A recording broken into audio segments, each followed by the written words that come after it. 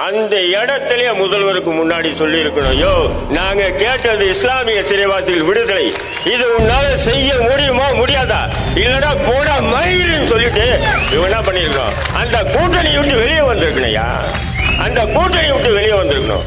இன்னும் எத்தனை நாள் தான் கெஞ்சிட்டு இருப்பீங்க? மிகப்பெரிய தலைவர்கள் காதர் மொய்தீன் முதல்வருடைய அந்த தாடியை பிடிச்சிட்டு நீங்க இல்லைன்னா என் சமுதாயமே இல்லைங்க தமிழ்நாட்டில். அட பாவிடே, இதே அனகாபுத்தூர்ல காயிலை மில்லத் நகரில் 500க்கும் மேற்பட்ட இஸ்லாமிய வீடுகள் இடித்து தரைமட்டமாக்கப்படும் போது நீ இந்த மஹல்லா மாநாடு போட்டு முதல்வரை வச்சு கூட்டு தான் பாராட்டி இருப்பையா? தினமும் காலையில் கதவு திறக்கிறது, அடிக்கிறது, பூட்டுறது, மறுபடியும் விட்டுறது, திறக்கிறது, பூட்டுறது, அடிக்கிறது, முடியுது. இது தொடர்ந்து 100 நாட்கள் நடந்தது. அப்படி அந்த லுங்கியை தூக்கி இப்படி மடிச்சு கட்டிட்டு இப்படி ஒரு தட்டு தட்டி வாங்கடா பாத்துக்கலாம், ஒண்ணு நீ மவுத்து இல்ல நான் மவுத்துறான்னு பிஜேபி 4 பாராளுமன்ற உறுப்பினர்களை அனுப்பி வச்சு அவன் சொன்னான்றதுக்காக ஒரு இஸ்லாமிய சமூகத்தை சிறையில் வச்சு கொடுமையா தாக்கின ஒரு நாதாரி கூட்டம் திமுக. அந்த திமுக சொல்லுது பிஜேபி வந்துடும் அமைதியா இருங்க, பிஜேபி வந்துடும் அமைதியா இருங்க. நீங்க ஆகும் சொன்னா ஏன் சீமான் சீமான் சீமான் சீமான் கூட எதுக்குங்க போறீங்க எங்கிட்ட? ஏண்டா நான் போன உனக்கு ஏண்டா வயிறு இருக்கு?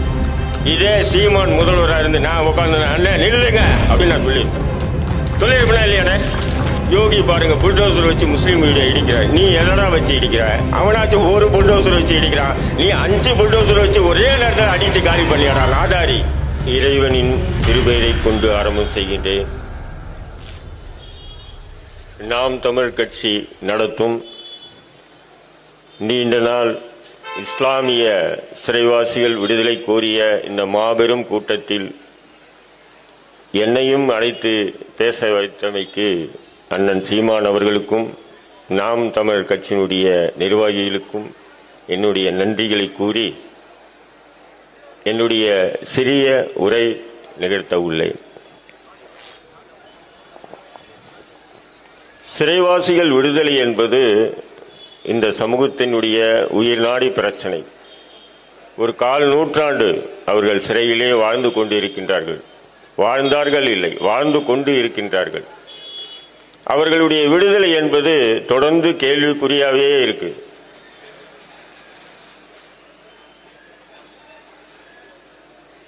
அந்த விடுதலை கோரி இங்க நடத்தக்கூடிய இந்த பொதுக்கூட்டம் என்பது மிக அவசியமான ஒன்று. எல்லாருமே அண்ணா இந்த மாதிரி ஜனவரி 29 இங்க ஒரு பொதுக்கூட்டம் போட்டு இஸ்லாமிய சிறைவாசிகளுடைய அவங்களுடைய வேதனைகளை, அழுகுரல்களை, அவங்களுடைய கண்ணீரை ஒரு ஆவணப்படமா நான் எடுத்திருக்கேன், அதை நான் வெளியிட போறேன் அப்படின்னு சொல்லும்போது சந்தோஷப்பட்டேன். அதே மாதிரி அந்த பாதகை விட்டவுடன் நானே என்னுடைய முகநூல் பக்கத்தில் ஜனவரி 29 CNK சாலையில் நாம் தமிழ் கட்சி சிறைவாசி விடுதலை கோரிய ஒரு போராட்டத்தை வைத்துள்ளது, அனைவரும் கலந்து கொள்ளுங்கள் என்று சொன்னவுடன் தாக்குதல் 2 பக்கத்தில் இருந்து, ஒன்று வலதுசாரிகள், இன்னொன்று இடதுசாரிகள். ஏனென்றால் நாம் தமிழ் கட்சி கூட்டங்களில் ஏறினாவே ஒரு பக்கம் தாக்குதல் இல்லை, 2 பக்கம் தாக்குதல் வரும். வலதுசாரி யாரு? RSS பாஜக. இடதுசாரி யார்? நம்முடைய தோழர்கள். என்ன தோழர் இப்படி மாறிட்டே போறீங்க, நீங்க என்னங்க மாறின? நானா தாங்க இருக்கேன்.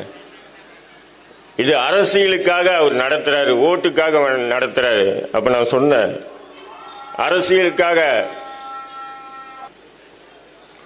அப்படி வலதுசாரி இடதுசாரிகள் 2 பேரும் நாம் தமிழ் கட்சி மேடையில் நின்னதான் தாக்குவாங்க. என்ன செய்ய? அதுல ஒரு சகோதரர் சொல்றாரு, தேர்தலுக்காக சீமான் போடுற நாடகம், அண்ணன் சீமான் போடுற நாடகம் ஓட்டு வாங்கறதுக்காக. நான் சொன்னேன் அவர்கிட்ட, உனக்கு தெரியாது போல இருக்கு தோழர், தொடர்ந்து 5க்கும் மேற்பட்ட மிக பிரம்மாண்டமான பொதுக்கூட்டங்களை தமிழ்நாடு முழுக்க நடத்தியது நாம் தமிழ் கட்சி. அப்ப எந்த தேர்தலும் இல்லை. நானே அண்ணனை சில கூட்டங்களுக்கு கூப்பிடுவேன், அண்ணன் இதே மாதிரி சிறைவாசிகள் விடுதலை கூடி ஒரு கூட்டம் போடுறேன், நீங்க வாங்கண்ணா. அண்ணன் நீங்க போடாதீங்க, நான் போடுறேன், நீங்க வாங்கன்னு சொல்லக்கூடிய நபர். நாங்க கூட்டம் போடுறோம், நீங்க வாங்கன்னு சொல்லக்கூடிய நபர். ஏதோ ஒரு பெருமைக்காக முகத்துதிக்காக சொல்லக்கூடிய வார்த்தைகள் அல்ல. அண்ணன் திருமாவளவன் கூட இஸ்லாமியர்கள் நாங்கள் போட்ட கூட்டங்களில் வந்து இஸ்லாமிய சிறைவாசிகள் விடுதலையை பற்றி பேசி இருக்கின்றார். விடுதலை சிறுத்தைகள் கட்சி சார்பாக ஒரு கூட்டமும் போடப்படவில்லை. கம்யூனிஸ்ட் கட்சி தோழர்கள் கூட நாம் போடப்பட்ட கூட்டங்களில் வந்து பேசி இருக்காங்களே தவிர அவங்களா போடல. அதிமுக திமுக சொல்லவே வேண்டாம், அந்த விஷயத்துக்குள்ளே போக மாட்டாங்க. ஆனா நாம் தமிழர் கட்சி தொடர்ந்து முஸ்லிம் சிறைவாசிகளுடைய விடுதலை, அதாவது ஒரு அரசியல் ரீதியா பொதுதளத்தில் இந்த சிறைவாசிகள் விடுதலையுடைய முக்கியத்துவத்தை வந்து விரிவுபடுத்தியது. ஒவ்வொருத்தரும் ஒவ்வொரு இஸ்லாமியரும் சிறைவாசிகளுடைய விடுதலையே முக்கிய கடமையா நினைச்சுக்கிட்டு மனசுக்குள்ள ஊற வச்சது யாருன்னா நாம் தமிழர் கட்சி. ஏதோ இன்னைக்கு வந்து தேர்தல் வருது, அதனால இந்த சேப்பாக்கம், ஏன்னா சேப்பாக்கம் இளவரசருடைய கோட்டை இல்லையா, அத அண்ணன் சீமா எங்கடா தகர்த்திட்டு போறாருன்ற ஒரு பயம் இருக்கலாம். நேற்று கூட முஸ்லீம், அதாவது மஹல்லாக்கள் மாநாடு நடந்தது. முஸ்லீம் லீக் சார்பாக மஹல்லா மாநாடு நடந்தது. அந்த மாநாட்டில் முதல்வரும் உட்கார்ந்து இருக்காரு. முஸ்லீம் லீக் தலைவர்கள் முன்னாள் வக்ஃப் போர்டு சேர்மன், முன்னாள் பாராளுமன்ற உறுப்பினர் அப்துல் ரஹ்மான் வந்து இந்த இஸ்லாமிய சிறைவாசிகளுடைய விடுதலை எவ்வளவு அவசியம் என்பது அழகான முறையில் பேசுறாரு. ஆனா பேசி முடிச்சிட்டு பிறகு 5 கோரிக்கைகள் மட்டும் நிறைவேற்றப்படும் என்று முதல்வர் சொல்லுகின்றார். அங்கு அந்த முஸ்லீம் லீக்கினுடைய தலைவர்கள் எல்லாம் அப்படியே அமைதியா உட்கார்ந்து இருக்காங்க. அந்த இடத்திலேயே முதல்வருக்கு முன்னாடி சொல்லி இருக்கணும், யோ நாங்க கேட்டது இஸ்லாமிய சிறைவாசிகள் விடுதலை, இது உன்னால செய்ய முடியுமா முடியாதா, இல்லடா போடா மயிருன்னு சொல்லிட்டு இவங்க என்ன பண்ணிருக்கணும், அந்த கூட்டணி விட்டு வெளியே வந்திருக்கணையா, அந்த கூட்டணி விட்டு வெளியே வந்திருக்கணும். இன்னும் எத்தனை நாள் தான் கெஞ்சிட்டு இருப்பீங்க? உலமாக்களுக்கு ஓய்வூதியம், இந்த உருது பள்ளிக்கூடங்களுக்கு ஆசிரியர்கள், ஏற்கனவே இதே திமுக ஆட்சியில் 380 உருது பள்ளிக்கூடங்களை மூடிய வரலாறு திமுக கிட்ட இருக்கு. 380 உருது பள்ளிகளை மூடிட்டாங்க. இப்ப அதுல பெரும்பான்மையான பள்ளிகள் எல்லாம் வந்து பிடிஏ கட்டுப்பாடுல இருக்கு. பேரண்ட்ஸ் டீச்சர் அசோசியேஷன் வச்சிருக்காங்கல்ல, அவங்களுடைய கட்டுப்பாடுக்கு போயிடுச்சு. எப்படி சீன் போடுறான் பாருங்க.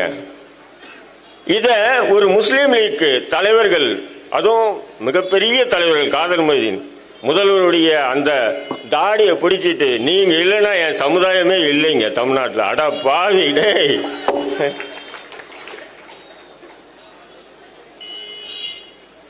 நீங்க இல்லைன்னா காப்பாத்துறதுக்கு ஆளே இல்ல.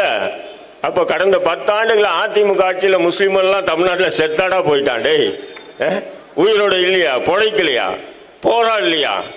ஏன் இன்னைக்கு யோகி ஆதித்யநாத் ஆளக்கூடிய யூபியில கூட முஸ்லீம்கள் போராடுறான், சிறைப்படுறான், கொல்லப்படுறான், ஆனாலும் வாழ்ந்துட்டு தாண்டா இருக்கான். எத்தனை நாள் தான் உங்களுக்கு வேற அரசியலே இல்லையா? பாசிசம் பாஜக இதை காட்டி காட்டி காட்டி இந்த இஸ்லாமியர்களை இன்னும் பார்த்தீங்கன்னா கோழைகள் ஆக்கிட்டு இருக்கான். அதனாலதான் இந்த இஸ்லாமியர்களுடைய உயிர்நாடி பிரச்சனைகள் எல்லாம் எதை பத்தியும் பேசக்கூடாது. அவன் வந்துருவான், நீங்க அமைதியா இருங்க, ஓட்ட திமுகவுக்கு போடுங்க. யார் வந்துருவான்? பிஜேபி வந்துடும். ஆனா இவங்க மட்டும் அடிக்கடி போயிட்டு வந்துருவாங்க.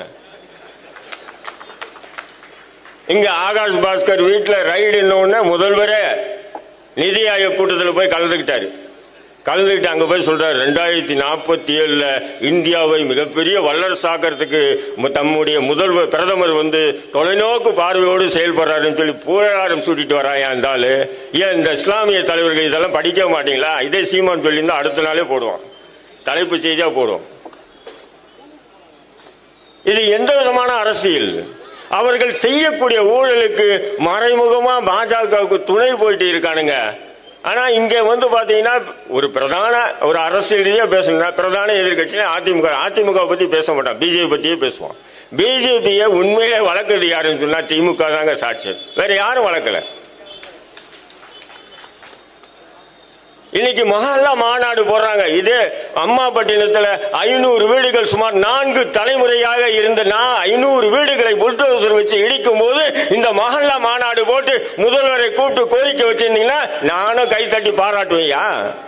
இதே அனகாபுத்தூர்ல காயிதே மில்லத் நகரில் 500க்கும் மேற்பட்ட இஸ்லாமிய வீடுகள் இடித்து தரைமட்டமாக்கப்படும் போது நீ இந்த மஹல்லா மாநாடு போட்டு முதல்வரை வச்சு கூப்பிட்டு பாராட்டி இருப்பையா? அப்பெல்லாம் அமைதியா இருந்துட்டீங்க, சைலண்ட் மூட்ல. இப்போ தேர்தல் வருது, என்ன 2 சீட்டு 3 சீட்டு. நான் உள்ள நுழையும் போது உமாயின் கபீர் தான் சொன்னாரு, 20 சீட்டாச்சும் கேட்டு உங்களுக்குள்ள பகிர்ந்துங்கடா, அதை விட்டுட்டு ஏண்டா 1 2ன்னு போறீங்கன்னு. உண்மைதான், அதை போக மாட்டாங்க. இவன் விட்டான்னு சொன்னா இன்னொருத்த ரெடியா இருக்கான். ஒரு சக்கரம் போச்சுன்னா இன்னொரு சக்கரம் ஃபிட்டிங். வேற எந்த கொள்கையும் இல்ல இவங்களுக்கு. இந்த சமூகத்தினுடைய என்னென்ன பிரச்சனை இருக்கா அந்த பிரச்சனைகள்லாம் ஒரு லெட்டரா எழுதி நீங்க ஆட்சிக்கு வந்தீங்கன்னா இந்த கோரிக்கையெல்லாம் நிறைவேற்றுங்க ஐயா அப்படின்னு சொல்லி அது இது திமுகவினுடைய தலைமைக்கு கொடுக்கறதுக்கு கூட ஆள் இல்ல, அதிமுக தலைமை கிட்ட கொடுக்கறதுக்கு கூட ஆள் இல்ல. அல்லது வேற இப்போ அண்ணன் சீமாங்கிட்ட கூட்டணிக்கு வந்தா கூட அப்படியெல்லாம் கோரிக்கை வைக்க மாட்டேன், ஐயா எனக்கு அண்ணன் 2 சீட்டு கொடுங்க 3 சீட்டு கொடுங்க, இதுதான் திருப்தி. ஏன்னா அரசியல் அங்கீகாரம், இந்த அங்கீகாரம் எல்லாம் செத்து மௌத்தா போயிடுவானு. அரசியல் அங்கீகாரம். நீங்க எம்எல்ஏ சட்டமன்ற உறுப்பினர் என்ன பண்ண முடியும்? இன்னைக்கு கூட தான் 2 பேர் உட்கார்ந்து இருக்கீங்க, என்ன பண்றீங்க கேட்டா நாங்க முதல்வர்கிட்ட பேசணும்.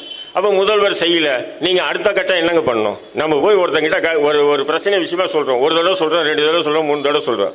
அப்புறமா நீங்க என்ன பண்ணுவீங்க? போட மயிறு, நீனாச்சும் உங்க கூட இருந்து எனக்கு என்னடா லாபம்னு சொல்லிட்டு விலகி வரணுமா இல்லையா? அது போன்ற ஒரு தீர்க்கமான முடிவுகளை எடுத்தாங்கன்னா இந்த இஸ்லாமிய சிறைவாசிகள் உடனே விடுதலை. இப்போ நாசர் பேசும்போது கூட ஒரு விஷயம் சொன்னாரு, சொல்லிட்டு அப்படியே போயிட்டாரு. அது 1998 நடந்தது. நானு, பாஷாபாய், நம்ம முபீனாவுடைய கணவர் அலி எல்லாமே சிறையில் இருக்கும். திடீர்னு ஒரு நாள் இரவு வந்து 100 வார்டர் எல்லாமே பாத்தீங்கன்னா 18-20 வயசு, அதுவும் தென் மாவட்டங்களில் சேர்ந்து சிறப்பு.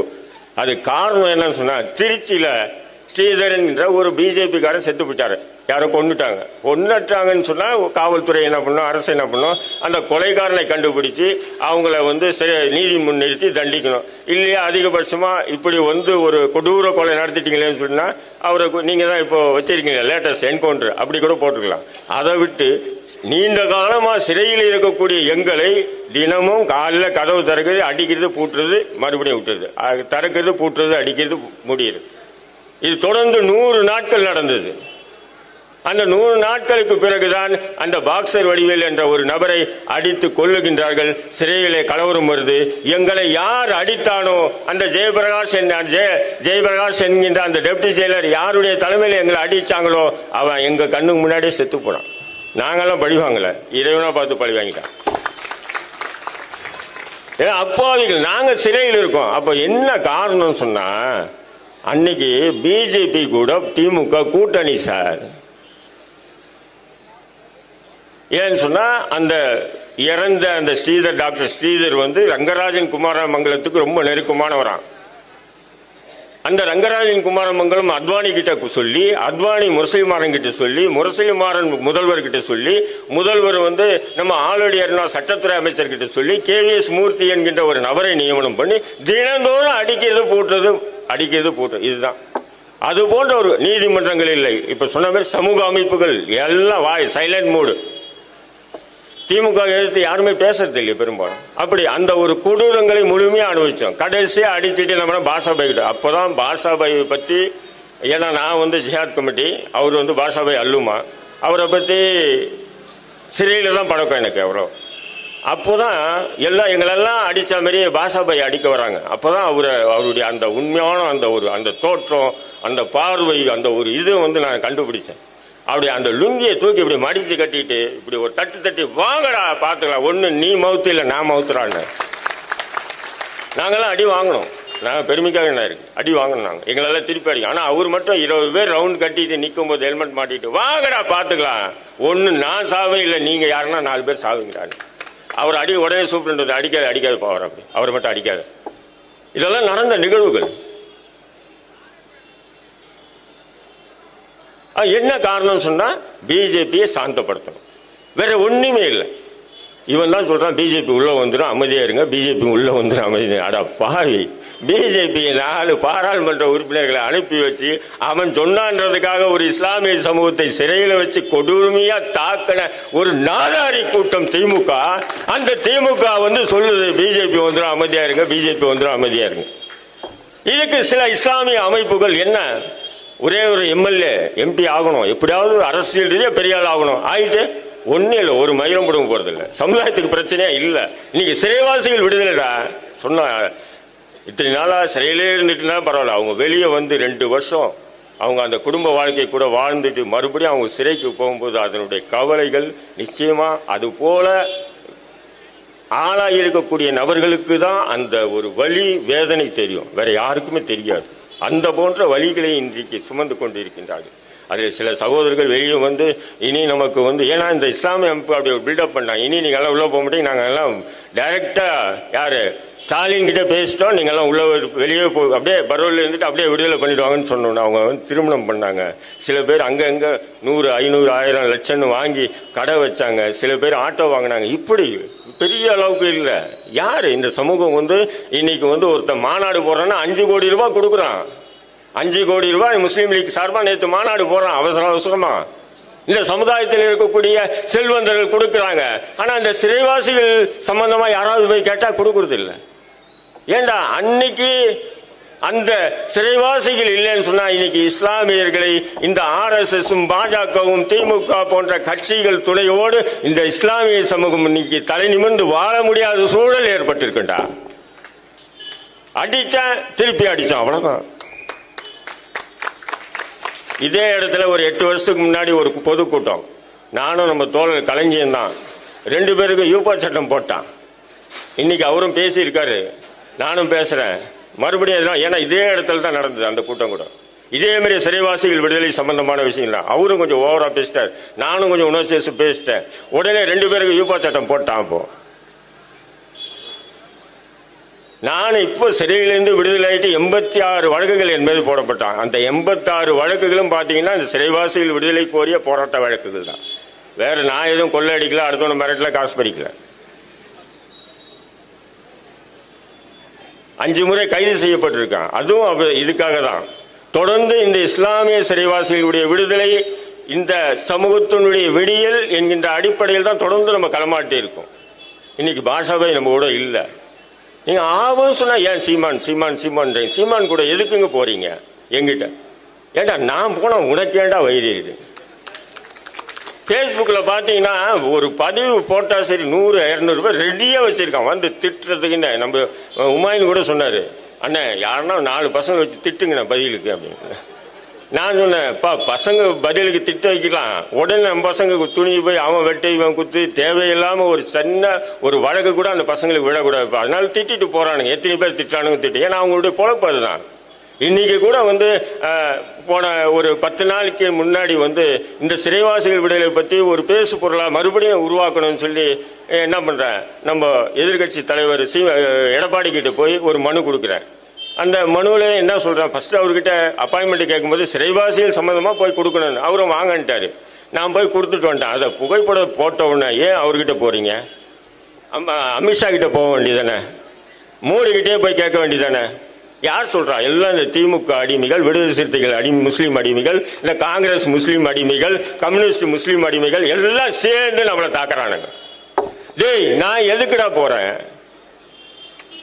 நான் கூட்டணிக்கு வைக்க போறேனா இல்ல வேற எதுக்காக போறேன்? அவர் 1923 சட்டமன்றத்தில் இப்போ அந்த நவம்பர் கலவரத்தை பற்றி பேசி இஸ்லாமிய சிறைவாசிகளுடைய விடுதலையை வந்து திமுக வந்து தேர்தல் வாக்குறுதியா கொடுத்தது. இன்னைக்கு நாங்களே விடுதலை பண்ண சொல்றோம், நீ ஏன் விடுதலை பண்ணல, உங்களை யார் தடுக்குதுன்னு சட்டமன்றத்தில் கேட்ட உடனேதான் அவங்களுக்கு எல்லாம் பரோல் கிடைச்சது. அதே போன்ற ஒரு சித்தாந்தத்தின் அடிப்படையில் தான் நாங்க போறோம். எங்களுக்கு அவமானம். உடனே வந்து கூட்டணி வச்சிட்டீங்களா? நான் கூட்டணி வைக்கலாம், அண்ணன் கூட தான் வைக்கணும். அவர் அண்ணன் கூப்பிட கூட மாட்டேன்றாரு. எனக்கு வாங்க ஆதரிங்க இன்ன வரையும் சொல்ல கூட இல்லை, அது வேற விஷயம். சரி அண்ணன் தான் சொல்லுன்னா தம்பி பாக்கியராஜோ இல்ல நம்ம இடும்பாவன் கொடுத்து அண்ணன் நீங்க இந்த வாட்டி கூட்டணிக்கு வாங்க எங்களுக்கு ஆதரிங்கன்னு சொல்லவும் மாட்டேன். ஏன்னா அவரு கூட்டணிக்கும் சேர்றதில்லை, கூட்டணி சேர்க்கறதும் இல்லை. அந்த நிலைப்பாடுல உறுதியா இருக்காரு. நமக்கு அது தேவையே இல்லை. நமக்கு நம்ம சமூகத்தினுடைய உயிர்நாடி பிரச்சனைகள்ல எடுத்து போராடுறாரா, அதுக்கு நாங்க வர தயாரா இருப்போம். இன்னைக்கு வந்து நீங்க முதல்வர் வச்சுட்டு இப்படி பேசுறீங்க, சிறைவாசி விடுதலை கண்டுக்காம போறான். இதே சீமான் முதல்வரா இருந்து நான் உட்காந்து அண்ணன் நில்லுங்க அப்படின்னு நான் சொல்லியிருப்பேன் இல்லையானே? அண்ணன் என்ன பண்ணிருப்பாரு, அந்த நிலைக்கு உருவாக்காம நம்ம கோரிக்கையை நிறைவேற்றி இருப்பார்.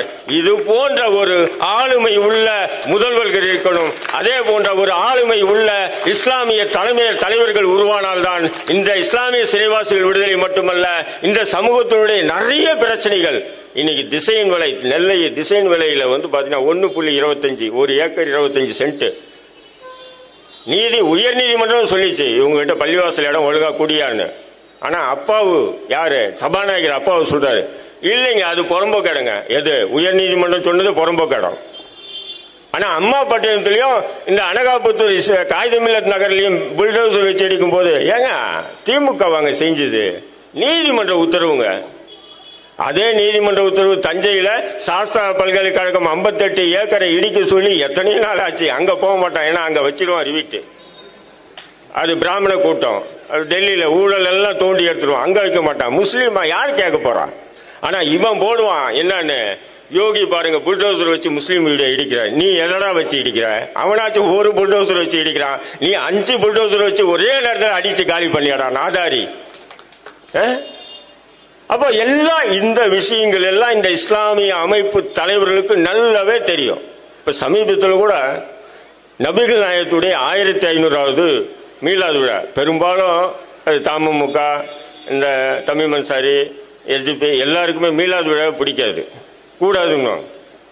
இந்த வாட்டி மீலாது விழாக்கு அண்ணனை கூப்பிட்டேன், அண்ணன் இந்த வாட்டி சென்னையில் நான் ஒரு கூட்டம் போறேன் மீலாது விழாக்கு. மீலாது விழா கூடாதுன்னு சொல்றாங்க, வேண்டாண்ணா என்னாரு. ஆனா இவனுக்கு மீலாது விழா கூட்டத்துக்கு போய் முதல்வருக்கு முன்னாடி லைன் கட்டி நின்று உட்காந்துட்டாங்க. அங்க நபிகள் நாயகத்தை பாராட்டவில்லை, முதல்வரை பாராட்டுறதுதான் போட்டி. நீயா நானா போட்டி, இதெல்லாம் நான் சும்மா சொல்லிங்க, சத்தியமா நடந்தது. சரி, உலமா சபை தலைவர் வந்திருக்காரு, இதே அவராச்சும் கடைசியா பேசும்போது ஏண்டா நாதாரி பசங்கள ஒரு சீட்டுக்கு 2 சீட்டுக்கு ஏண்டா இப்படி எல்லாம் பேசுனீங்கன்னு சொல்லி சொல்லுவாருன்னு பார்த்தா அவரு இவனுங்களை மிஞ்சிய பாராட்டு முதல்வரை. ஆடா பாருங்க, இவரை மிஞ்சிய பாராட்டு. இப்ப 2 நாளைக்கு முன்னாடி தான் கேட்டேன், எது நமக்கான அரசியல் அண்ணன் சீமானை வச்சு நடத்தின, அதே மாதிரி எது நமக்கான அரசியல் 4.5 ஆண்டு திமுக ஆட்சியில் முஸ்லீமுக்கு துரோகமா தியாகமா, இதை பற்றி விவாதம் பண்ணோம். அந்த உலமா சபை தலைவர் ஹாஜாமுதீனுக்கு போன் பண்ண, ரஹீம் நான் இந்த அரசியலுக்கெல்லாம் வரலப்பான்றாரு. ஆனா அங்க முதல்வருக்கு முன்னாடி நின்று அந்த அரசியல் பேசுறாரு மனுஷன். இது எந்த மாதிரி அரசியலை இன்று தமிழ்நாட்டில் போகுதுன்னு சொன்னா, நாளைக்கு இந்த பிஜேபி ஆர்எஸ்எஸ் காட்டி காட்டி காட்டி இந்த இஸ்லாமிய சமூகத்தினுடைய உரிமைகள் மழுக்கடிக்கப்படும் என்பதை இந்த இடத்துல மறுபடியும் சொல்லி நான் சொல்றேன். நிச்சயமாக இந்த தேர்தலில் முஸ்லிம்கள் தெளிவா இருக்கணும். பிஜேபி காட்டி எவனா சொன்னா செருப்பை கட்டி அடிக்கணும். பிஜேபி உங்களை விட எங்களுக்கு தெரியுடா, உனக்கு பிஜேபி ஆர்எஸ்எஸ் என்பது அரசியல், எங்களுக்கு உணர்வோட ஊர்த்திய உரம்டாது. அது நாங்க வாழ்க்கையில சாகரவிலையும் பிஜேபி ஆர்எஸ்எஸ் எதிர்ப்போம், நீ சொல்லி நாங்க எதிர்க்க வேண்டியதில்லை என்று கூறி இந்த வாய்ப்பளித்த அத்தனை நல்லுள்ளவங்க நன்றி கூறுகிறேன்.